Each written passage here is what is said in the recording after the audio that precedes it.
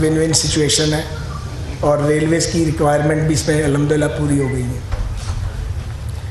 इसकी तफसीलात आप लेना चाहें तो आपको मिल जाएंगी, हर तरह की तफसील दस्तयाब है, क्या था और अब क्या है वो मैं अपने मुंह से नहीं आपको सुनाऊंगा।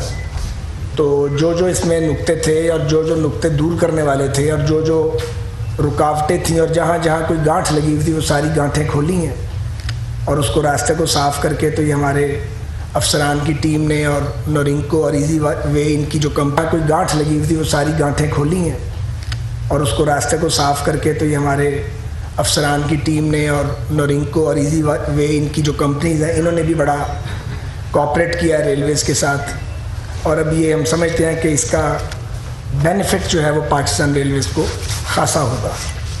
ये एक ऐसा काम है जिसकी अरसे से ज़रूरत थी, तो हम इसको आसानी के लिए राब्ता एप्लीकेशन कह सकते हैं। ये BOT मोड में चलेगा, 12 साल इसकी टाइमलाइन है। तो BOT का मतलब है कि टोटल इन्वेस्टमेंट इन्हीं की होगी और इसका मतलब यह है कि कोई भी पैसेंजर अपने सफ़र को पहले से प्लान कर पाएगा अपने घर में बैठ के, न सिर्फ वो अपनी सीट्स का कर सकेगा रेलवे टिकट का, बल्कि टैक्सी, होटल बुकिंग, खाने का ऑर्डर, हर चीज़ इस एप्लीकेशन के ज़रिए होगी। दूसरी तरफ जो रेलवे की इनकम है उसका भी मुकम्मल रिकॉर्ड अब आ जाएगा और उसमें रेलवे की असेसमेंट है कि अब हम कोई पैनी भी लूज़ नहीं करेंगे और हमारी नज़रों से कुछ भी ओझल नहीं रहेगा। ये हमारे ख्याल में बेस्ट अवेलेबल IT सोल्यूशन है, यानी जो पैसेंजर फैसिलिटेशन भी करेगा, टिकट बुकिंग, टैक्सी की बुकिंग, खाना किस किस्म का खाना है, कहाँ से खाना है और किस होटल में वो ठहरना चाहते हैं, किस शहर में, हर चीज़ इसमें मौजूद होगी। और साथ ही रेलवे की जो इनकम्स हैं टिकटिंग के ज़रिए उसका टोटल रिकॉर्ड अब ये IT सोल्यूशन के ज़रिए हमारे पास मौजूद होगा। इसके ज़रिए बात पार्सल की बुकिंग और ट्रैकिंग भी हो सकेगी। तो जो लोग पार्सल्स भेजते हैं रेलवे के ज़रिए वो अपने आप को सिक्योर फील करेंगे, बुकिंग भी करा सकेंगे और उसकी ट्रैकिंग भी कर लेंगे। इसी तरह जो ट्रेन ऑपरेशंस हैं उसकी जो मैनेजमेंट का सिस्टम है वो पहले तो प्राइवेटली चल रहा था, वो इसके ज़रिए हमारा ट्रेन ऑपरेशन मैनेजमेंट सिस्टम तक भी पैसेंजर्स को रसाई होगी, कौन सी ट्रेन किधर है, किस जगह पहुंची है, कितने बजे आएगी, हर चीज़ जो है वो इसके ज़रिए दस्तयाब होगी। इसी तरह कंप्लेंट्स का इंदराज भी इसी ऐप के ज़रिए होगा। अगर कोई इमरजेंसी कॉल होगी तो उसको भी हेडक्वार्टर्स में और जो रेलेवेंट सेक्शन है उनमें भी उसको सुना जा सकेगा। ये सर्विस जो इनको ये जो मिल रही है रेलवेज़ को, ये रेवेन्यू शेयरिंग की बुनियाद पे होगी। इसमें रेलवेज़ को भी जो ये कमाएंगे उसमें से शेयर देंगे, उसकी डिटेल्स भी आगे लिखी हुई हैं। तो ये ERP के बाद जो अब एग्जीक्यूशन के मरहले में है, अब ये जो राब्ता है ये भी एक बड़ा इम्पॉर्टेंट स्टेप है मॉडर्नाइज करने के लिए रेलवेज़ के ऑपरेशन। इसके अलावा चंद बातें मैं आपसे ज़रूर करना चाहूँगा रेलवेज़ के हवाले से। एक तो सिब्बी हरनाई सेक्शन है जिसका 90% काम हम मुकम्मल कर गए थे और फिर ये हुआ कि एक तो दिलचस्पी किसी ने नहीं ली बाद में, उसके बाद जो पिछले सैलाब आए तो दोबारा पुश्तों को नुकसान हुआ। वो एरिया है वहाँ सिक्योरिटी के इश्यूज़ हैं।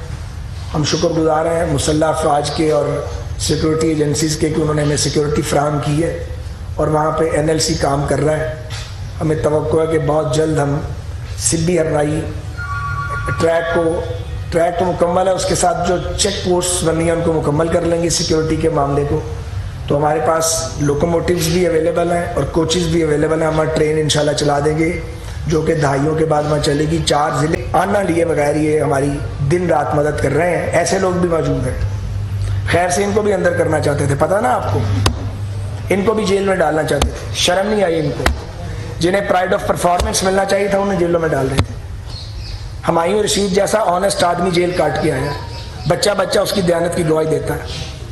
फिर वो इन्हीं के दौर में बाइज्जत बरी हुए हैं, उन्हें हम CPAC के अंदर लेके आए हैं। वो बेहतरीन सिविल इंजीनियर रेलवे के, उनकी कोई दयानत पे और उनकी उस पर कारकर्दगी पे कोई उंगली नहीं उठा सकता अल्हम्दुलिल्लाह। सो हाल अंजम साहब का है, जावेद अनवर साहब को अंदर करना चाहते थे, आपको याद है, फिर इन्हें जलावतनियाँ काटनी पड़ी।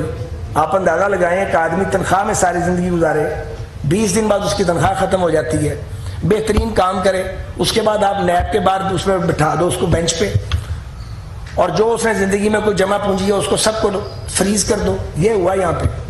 फिर भी ये रेलवे के अफसर हैं जिनकी हिम्मत है, जो ये फिर लग गए हैं दोबारा पागलों की तरह काम करना शुरू कर दिया। वरना जो इनके साथियों के साथ हुआ है तो ये तो कहें भाई हमने काम नहीं करना, फाइल साइन ही नहीं करनी, मैं क्या कर लूँगा।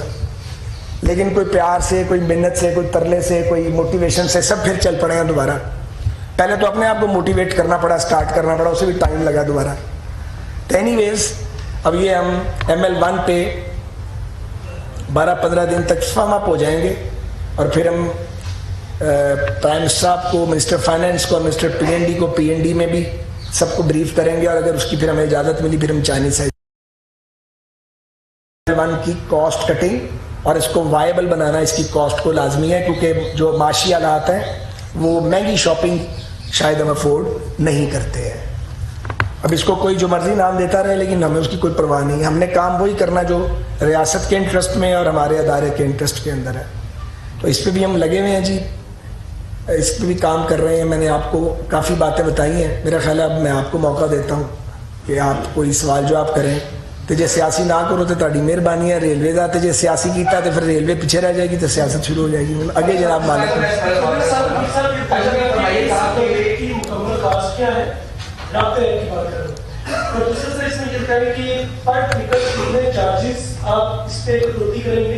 और तीसरा रेलवे की परसेंटेज के हवाले से लास्ट जो मीटिंग हुई थी चाइनीज के साथ, इस मामले पे आई थिंक वो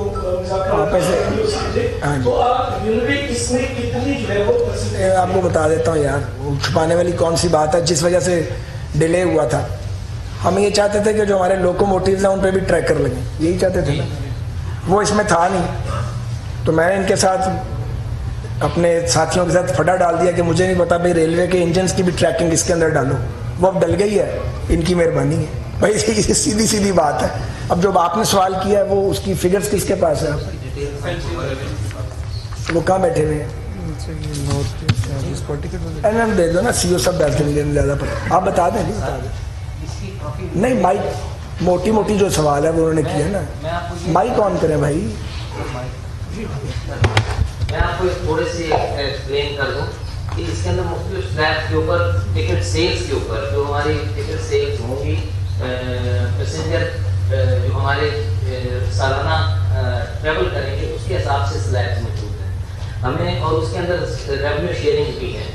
अगर हम तकरीबन 3.5 मिलियन 35 मिलियन हम पैसेंजर्स को लेकर पूरा ट्रैवल करवाएंगे अपने सिस्टम के अंदर। वज़ीर railway Khawaja Saad Rafique railway headquarter तकरीब से खिताब कर रहे हैं। जिन्हें प्राइवेट परफॉर्मेंस मिला है उन्हें जेल में डाल दिया। कोई ऐसा काम नहीं करना चाहिए जो हमारे बाद आने वाले भुगतें। हमने रियासत के मफाद में काम करना है। आपको बताते चलें कि वज़ीर railway Khawaja Saad Rafique railway headquarters Lahore में तकरीब से खिताब कर रहे थे, जिस पर उनका यही कहना था कि मुसाफिर अब अपना रेलवे का सफर घर बैठे प्लान कर सकेंगे। शहरियों को राब्ता एप्लीकेशन से बहुत फायदा होगा। वो बनी हुई थी 5.8 मिलियन पे, यानी अगर 5 करोड़ 80 लाख मुसाफिर सफर करेंगे उस तक रेलवे को कुछ नहीं मिलना था। तो मतलब था कि रेलवे को कुछ नहीं मिले। वो इन्होंने बात की है इनसे, अब ये आ गया 3 करोड़ 50 लाख पे, यानी 3 करोड़ 50 लाख से ऊपर जाएगा तो रेलवे को शेयर मिलना शुरू हो जाएगा। ऐसे ही है। तो सादा जबान में समझाया ना, जो आम आदमी मीडिया पे बैठा हुआ उसको भी समझ आए। 13 से 30 तक बढ़ता जाएगा रेलवे का, 13 से 30। अच्छा, अब आप बताएं कि वो किस तरह बढ़ेगा। हमारा शेयर जैसे जैसे मुसाफिर जाएंगे हमारा शेयर भी बढ़ जाएगा। अब यहाँ फिर रुके, यानी 5 करोड़ 80 लाख मुसाफिर तक हमें कुछ नहीं मिलना था। अभी 3 करोड़ 50 लाख से ऊपर जाएंगे तो रेलवे को मिलना शुरू हो जाएगा, और जूजू बढ़ता जाएगा, साथ साथ शेयर भी बढ़ता जाएगा। बस ठीक। वज़ीर railway Khawaja Saad Rafique railway headquarters Lahore में तकरीब से खिताब कर रहे हैं, जिस पर उनका ये कहना था कि हमने रियासत के मफाद में काम करना है। हर ट्रेन को अपग्रेड होना चाहिए, जिन्हें प्राइवेट उन्हें जेल में डाल दिया।